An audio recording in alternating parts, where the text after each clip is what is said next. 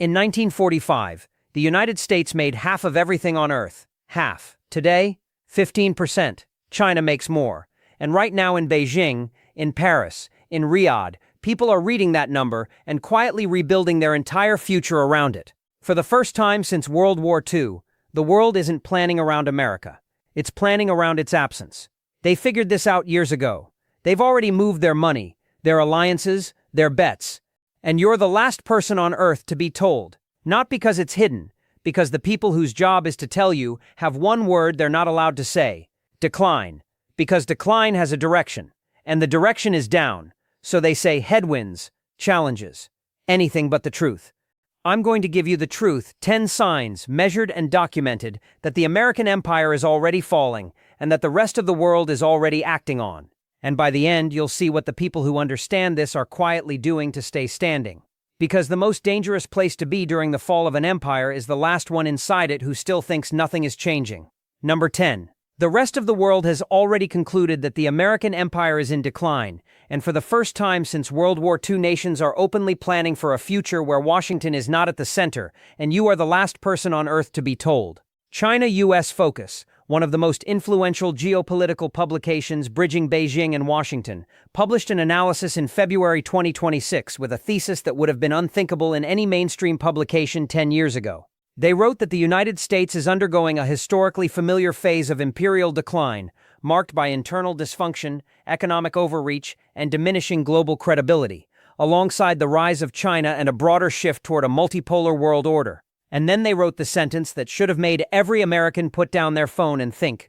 They said, for the first time since World War II, nations are planning for a world where Washington is not at the center. For the first time since 1945. 81 years of the United States being the gravitational center of the global order, and now, openly, in published analyses from institutions that advise governments, countries are building plans that assume America is no longer the axis around which the world turns. And France's President Emmanuel Macron has urged European companies to stop investing in the United States.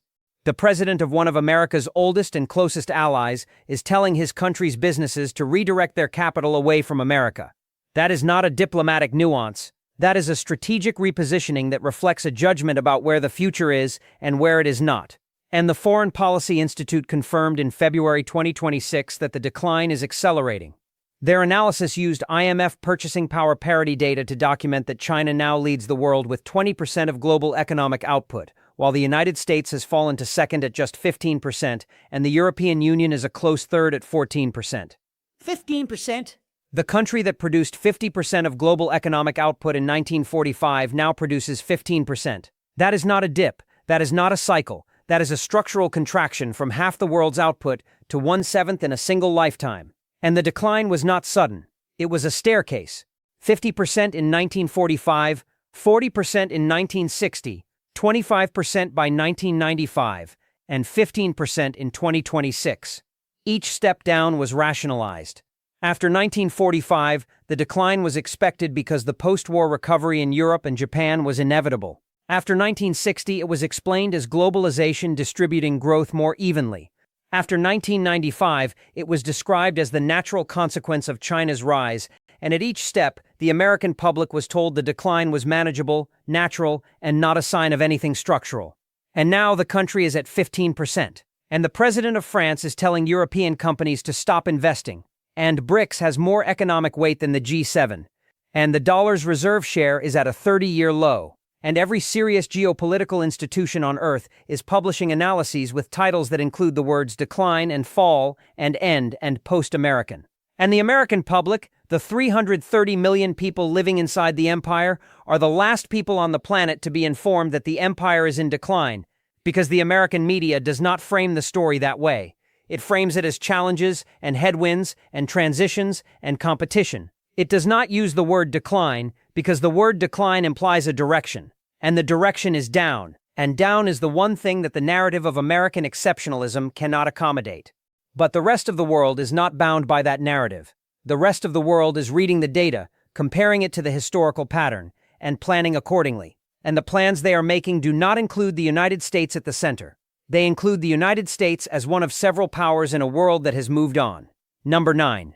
American students rank 41st in math and 28th in science. Among developed nations, and the country that invented the transistor and the internet is now producing a generation that cannot compete with students from Singapore, Shanghai, and Seoul. Alfred McCoy, a professor of history at the University of Wisconsin-Madison, and one of the most cited scholars on the topic of American imperial decline, went on Big Think and identified the single indicator that he believes will determine the speed of America's fall. It was not the military. It was not the debt. It was not the dollar. It was education.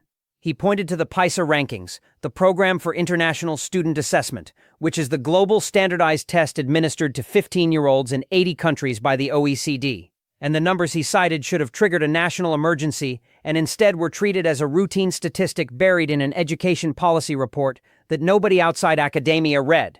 American students ranked 41st in math. 41st. In the country that invented the transistor, the integrated circuit, the personal computer, the internet, GPS, and the smartphone. The country whose technological dominance built the empire that is now in decline, 41st in the discipline that underlies every one of those inventions, and 25th in science. And when the 2022 PISA results were released, the updated analysis from a Substack education policy publication confirmed that U.S. students ranked 28th out of 37 OECD countries in mathematics and 12th in science. Students from Singapore, Hong Kong, Macau, Taiwan, Japan, South Korea, Estonia, and Switzerland all outperformed American students. And the gap is not closing, it is widening. And McCoy made the argument that should have been on every cable news channel in the country but was not. He said, imagine what happens by 2030 when these students, the ones from Singapore and Shanghai and Seoul who are in the top 5 in every category, become the super smart scientists and engineers coming up with the cutting-edge technology. And the American students who ranked 41st in math become the workforce that is supposed to compete with them. The technological and educational shifts coming together, McCoy said, means that there are all kinds of ways for the United States to lose its military and technological edge. And a Gallup survey from 2023 found that only 36% of Americans have confidence in higher education, down from 57% in 2015, a 21-point collapse in confidence in 8 years. And a Pew Research Center study found that 49% of Americans believe a 4-year college degree is less important today than it was 2 decades ago. Half the country has given up on the institution that was supposed to produce the next generation of scientists, engineers, doctors, and innovators. And the ITF confirmed that China overtook the United States in total R&D investment for the first time. Foreign Affairs published a piece titled, "America is Losing the Innovation Race." And the American Society of Civil Engineers gave the country's infrastructure an overall grade of C- in its 2021 report card. C- for the bridges, roads, water systems, electrical grids, ports, airports, and broadband networks that the economy depends on. The physical infrastructure that moves goods, delivers water, transmits electricity, and connects people is graded one step above failing in the richest country on earth. And the educational infrastructure that produces the people who are supposed to maintain, repair, and innovate that physical infrastructure is ranked 41st in the world, in the discipline that matters most. Every empire that has declined has done so because the generation that inherited the empire did not have the capacity to maintain what the previous generations built. Rome's roads crumbled because the engineers who built them were replaced by administrators who could not replicate them. Spain's shipbuilding industry collapsed because the craftsmen who built the Armada were replaced by bureaucrats who could not manage a dock. Britain's manufacturing base eroded because the engineers who powered the Industrial Revolution were replaced by financiers who found it cheaper to import than to innovate. And the United States is producing a generation that ranks 41st in math in a world where math is the language of every technology that determines which country leads and which country follows. The decline is not coming. The decline is being educated into existence. One classroom at a time. Number 8. The United States is the only wealthy nation on Earth where life expectancy is going down, and the country that spends more on healthcare than any civilization in history is producing a population that dies younger than its parents did. In 2014, the average American could expect to live 78.9 years. By 2021, that number had fallen to 76.4. That is a decline of 2.5 years of life expectancy in 7 years. In the richest country on Earth, spending more per capita on healthcare than any nation in history, over $4.5 trillion per year, $13,493 per person. And the population is dying younger, not older, younger. And the United States is the only wealthy nation where this is happening.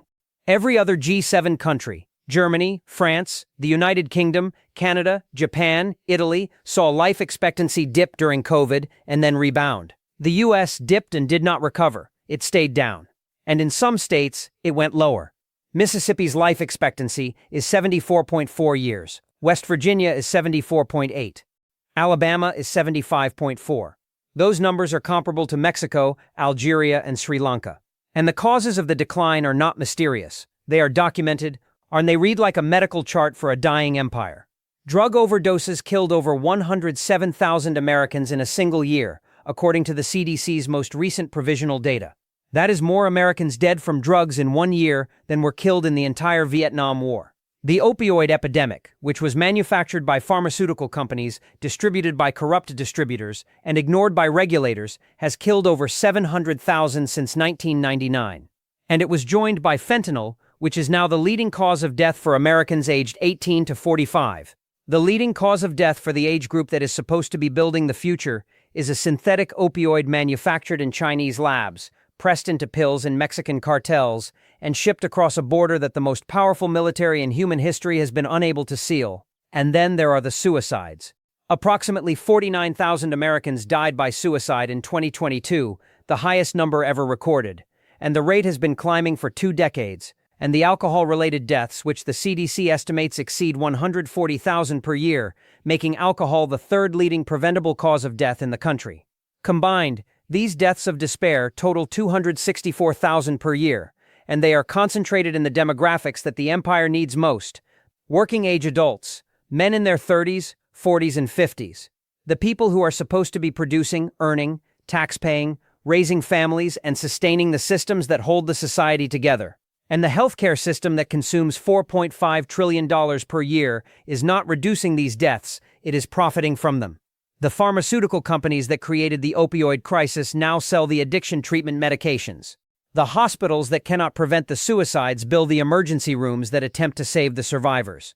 The insurance companies that deny mental health claims report record profits while 90% of the country says it is in a mental health crisis. And the obesity rate, which has reached 42.4% of the adult population according to the CDC, is driving diabetes, cardiovascular disease, and cancer rates that further depress life expectancy. And only 23% of young Americans aged 17 to 25 are eligible for military service without a waiver because the rest are too obese, too mentally ill, too addicted, or too poorly educated to meet the minimum requirements to defend the country. The body of the empire is dying, not from an external attack, from the inside, from the drugs it allowed to flood its streets, the food system it allowed to poison its population, the healthcare system it allowed to become an extraction machine rather than a healing institution, and the despair it allowed to settle over its people, like a fog that nobody in power has the will or the capacity to lift.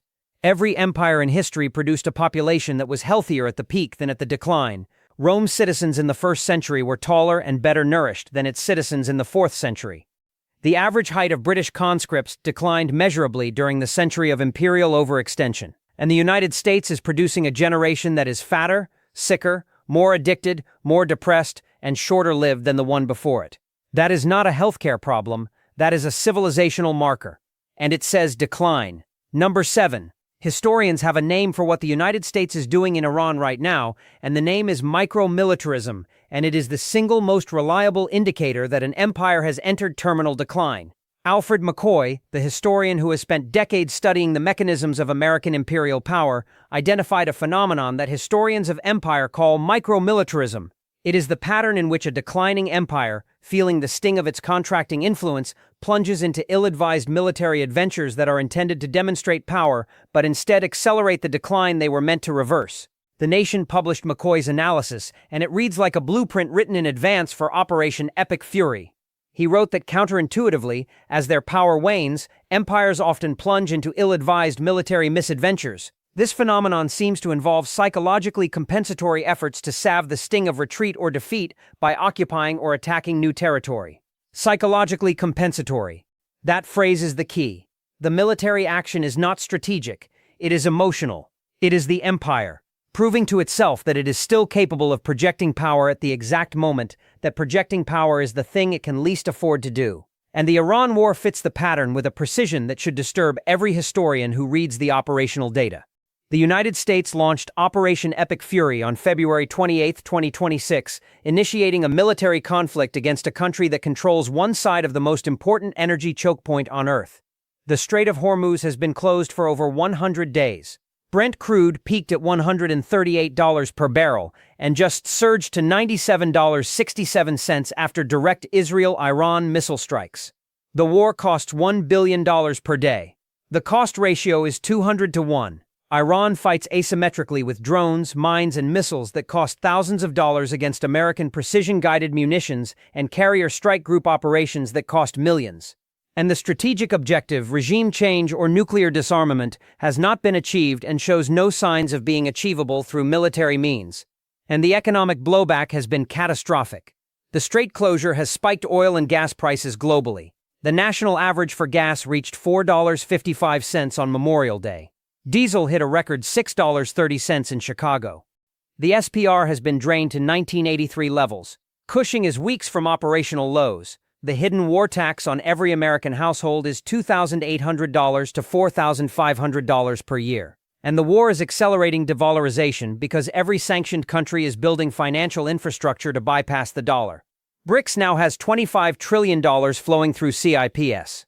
And the dollar's reserve share has fallen to 56.9%.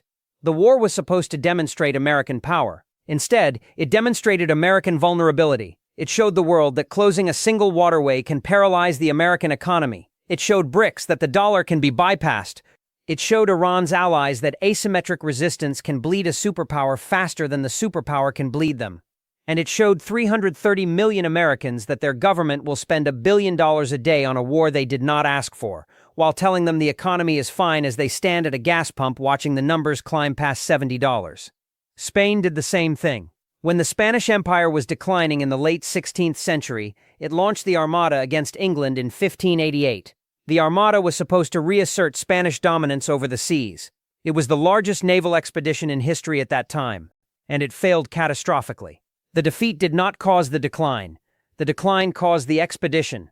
The expedition merely accelerated the decline that was already underway. Britain did the same thing at Suez in 1956. When British and French forces invaded Egypt to reclaim the Suez Canal, the United States and the Soviet Union forced them to withdraw, and the humiliation revealed to the world that Britain could no longer project military power without American permission.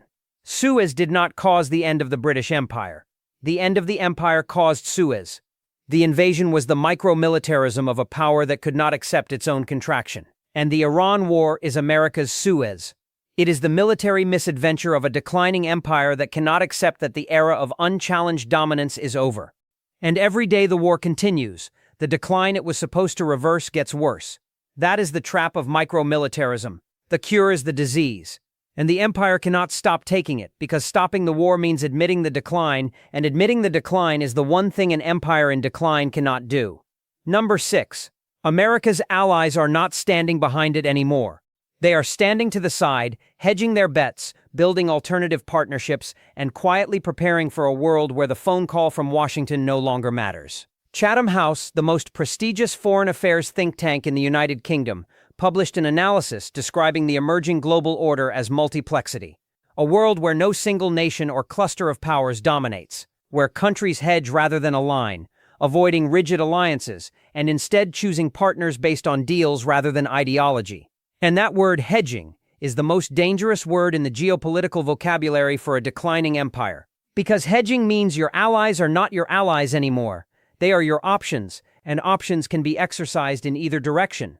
The European Council on Foreign Relations published a report in February 2026, documenting that BRICS Plus countries launched joint naval drills off the coast of South Africa under Chinese leadership 3 days after the United States intervened in Venezuela. 9 countries, 3 billion people, coordinated military exercises in direct response to an American military action. And the ECFR noted that BRICS has moved from a largely economic focus to acquire a more geopolitical character.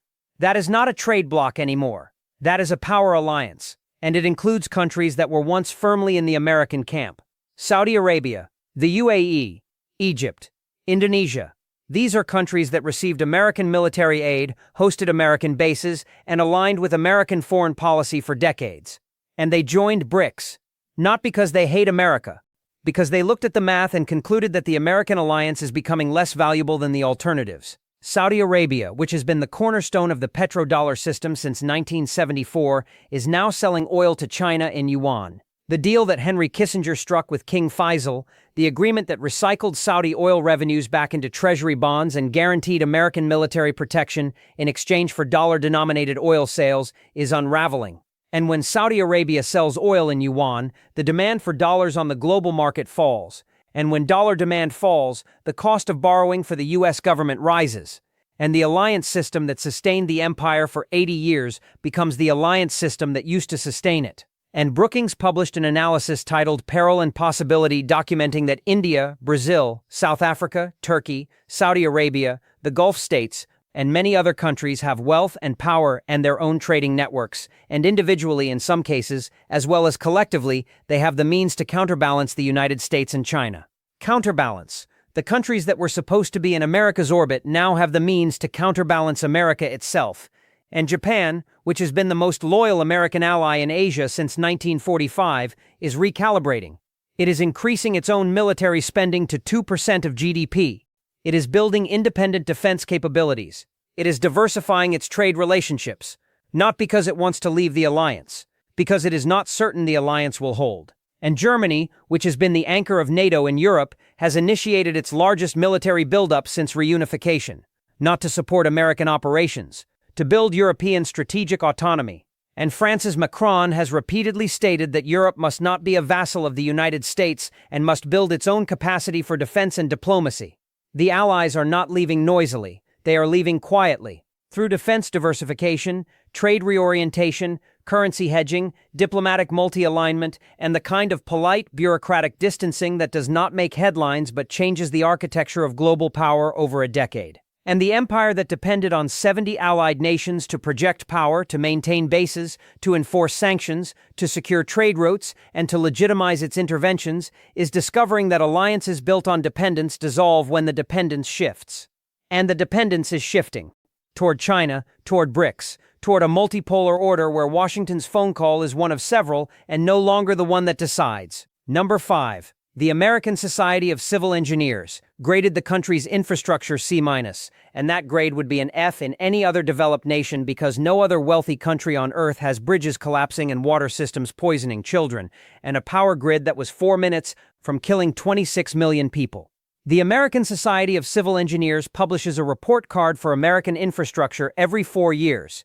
It evaluates 17 categories: bridges, roads, drinking water, wastewater, dams, levees, energy, transit, broadband, ports, schools, aviation, hazardous waste, inland waterways, rail, solid waste, stormwater, and in 2021, the most recent comprehensive evaluation, the overall grade was C-.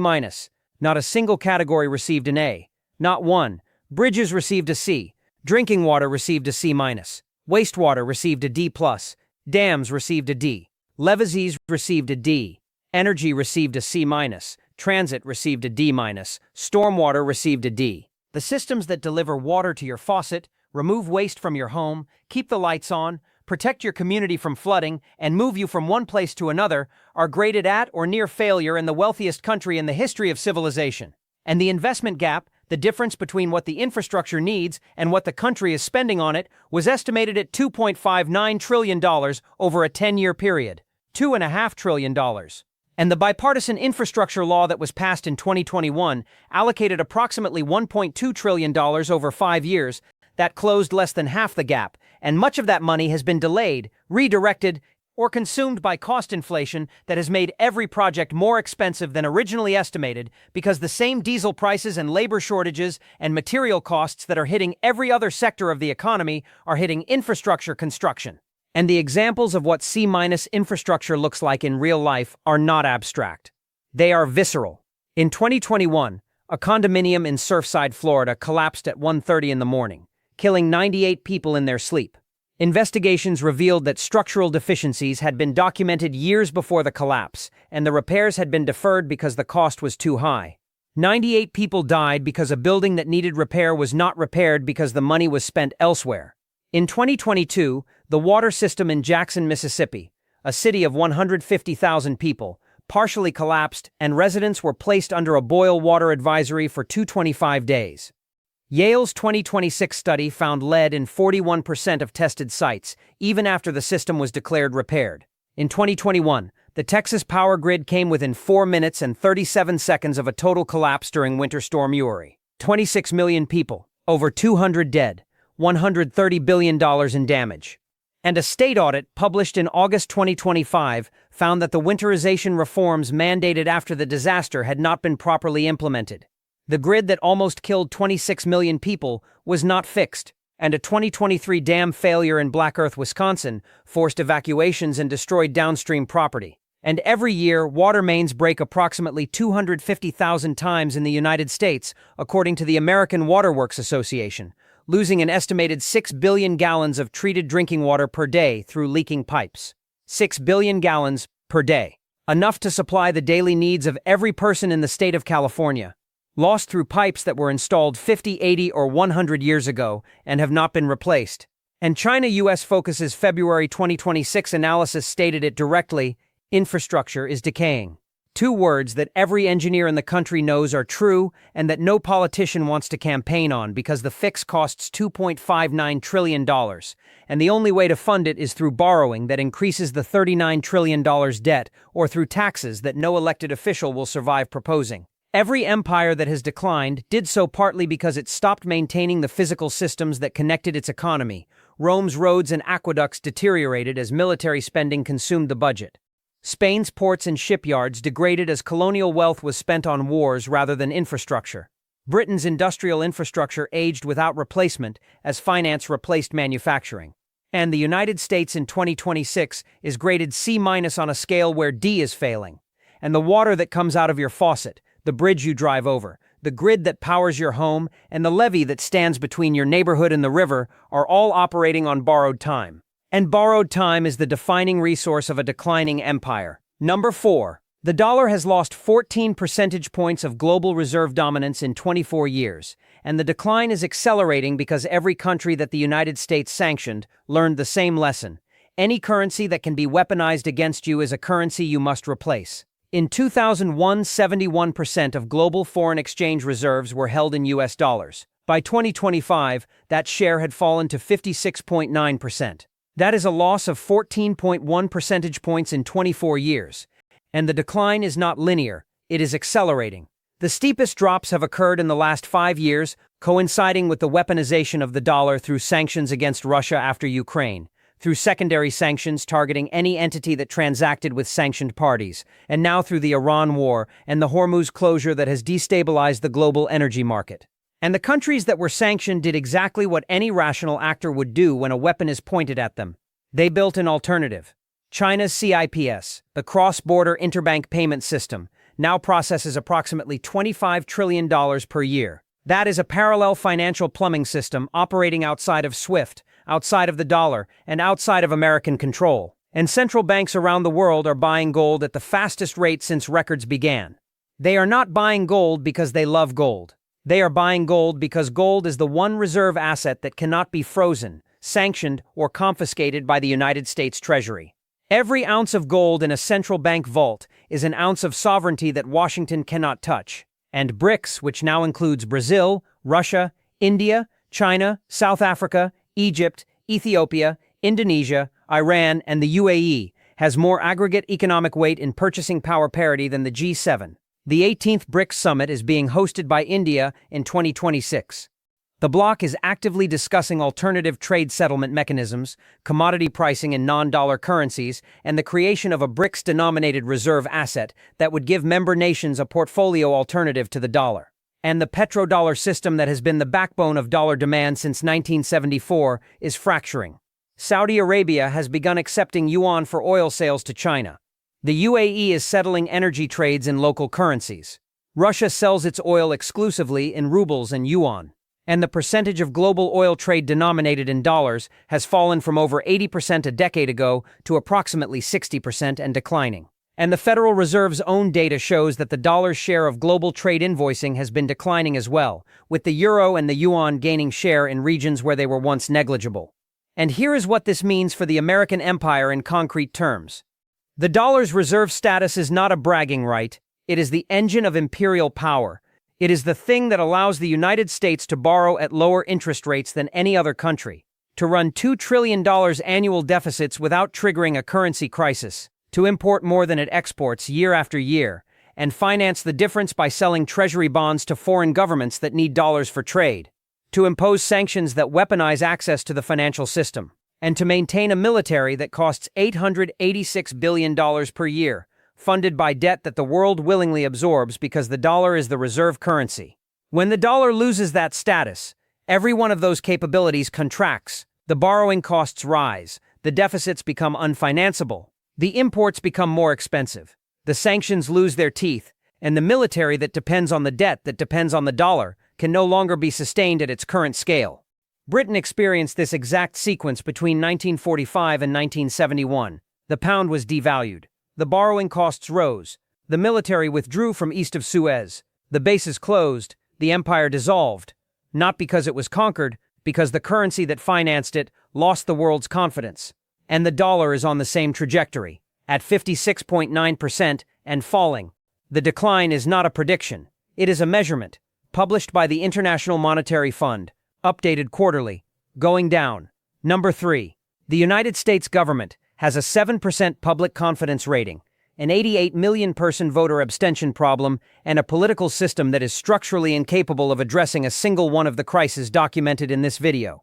Every problem I have shown you in this video has a solution. The infrastructure can be rebuilt, the education system can be reformed, the healthcare system can be restructured, the debt can be managed, the currency can be stabilized, the military can be right-sized, the alliances can be rebuilt on terms that reflect the new multipolar reality. None of these problems are unsolvable, but they are all unsolvable by a political system that cannot govern, and the American political system in 2026 cannot govern. Trust in Congress is at 7%. That means 93% of the American public has no confidence in the legislative body that is constitutionally responsible for solving every problem on this list. 93%. And the 7% who do have confidence are within the margin of error, meaning it is statistically possible that trust in Congress is zero, and 88 million eligible voters did not vote in the 2024 presidential election. That is not apathy, that is a verdict. 88 million people looked at the political system and concluded that their participation would not change their life.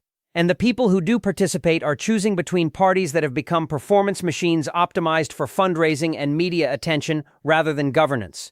The government shut down for the longest period in its history during the 2018 to 2019 budget standoff. It has come close to default on the national debt multiple times. The debt ceiling, which is the mechanism that is supposed to impose fiscal discipline, has been raised or suspended 78 times since 1960 without ever actually constraining spending. And the proposed solutions to the crisis are not solutions, they are slogans. Tax cuts do not close a $2 trillion deficit. Spending cuts that spare Social Security and Medicare and the military, which together comprise over 75% of the budget, cannot close the gap either because the remaining 25% does not contain $2 trillion. And raising taxes to the level required to balance the budget would require increases that no politician in either party has the political capital to propose and survive. And the political polarization that makes governance impossible is not an accident, it is an industry. Cable news networks generate revenue from conflict. Social media algorithms amplify outrage because outrage generates engagement. Political consultants design campaigns around division because divided voters are mobilized voters. And the result is a political class that is incentivized to make the problems worse because the problems are the product that keeps the audience engaged and the donations flowing. And China-US Focus's February 2026 analysis named it directly. Political polarization has reached a point where governance itself is paralyzed. Institutions once admired for stability now look brittle and partisan. The United States still commands power but no longer respect. And that last sentence is the most devastating three-word distinction in the analysis. Power without respect. A country that can still project military force and economic pressure, but that no longer inspires the voluntary cooperation of its allies, the admiration of its rivals, or the confidence of its own citizens. And here is why this matters for the decline specifically. Every empire that has fallen could have prevented its fall if its governing institutions had been functional enough to implement the reforms that were necessary. Rome could have reformed its tax system, reduced military expenditure, and invested in infrastructure. Spain could have diversified its economy beyond colonial extraction. Britain could have invested in manufacturing rather than finance. The solutions existed. The political will did not. And the political system that was supposed to produce the will had been captured by the interests that benefited from the status quo. And the United States in 2026 is in the same trap. The solutions exist. The political system cannot implement them.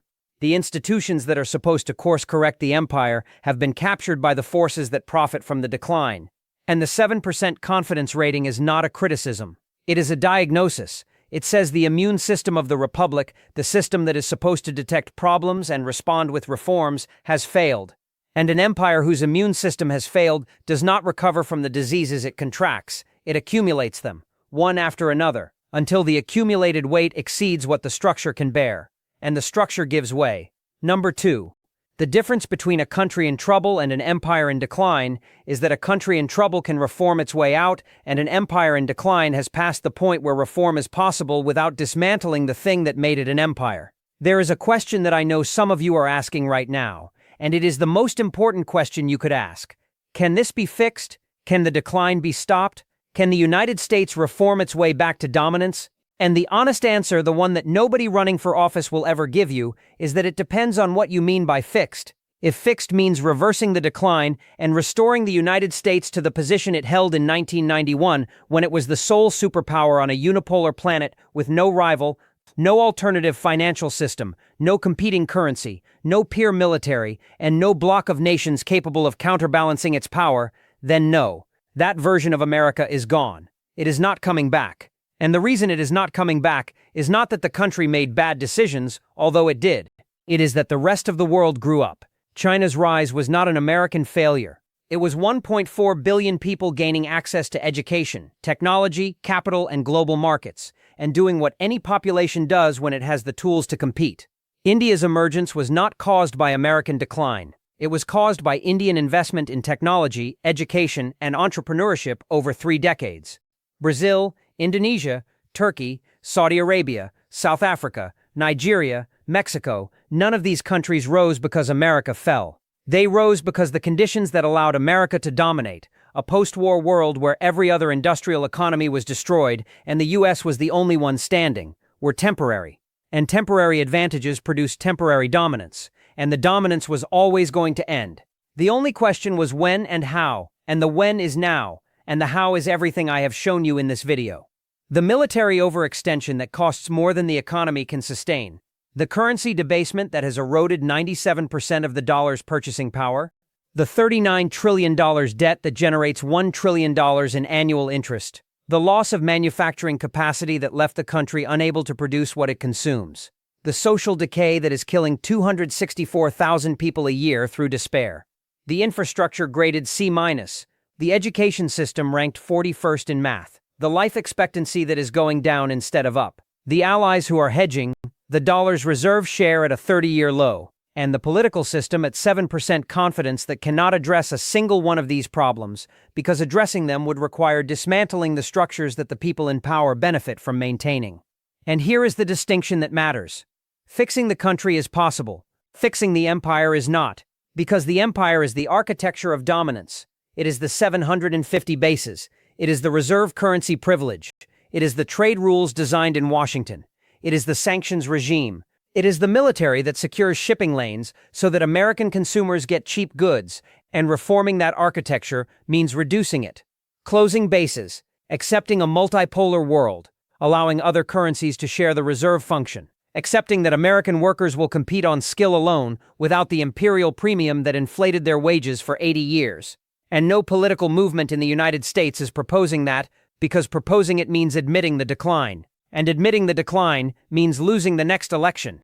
So the empire continues, unreformed, overextended, indebted, crumbling from the inside while maintaining the posture of strength on the outside, and the gap between the posture and the reality grows wider every year. And one day, the gap becomes the collapse, because every empire that refused to reform itself was reformed by events. Spain was reformed by bankruptcy. Britain was reformed by Suez and insolvency. The Soviet Union was reformed by dissolution, and the United States will be reformed too.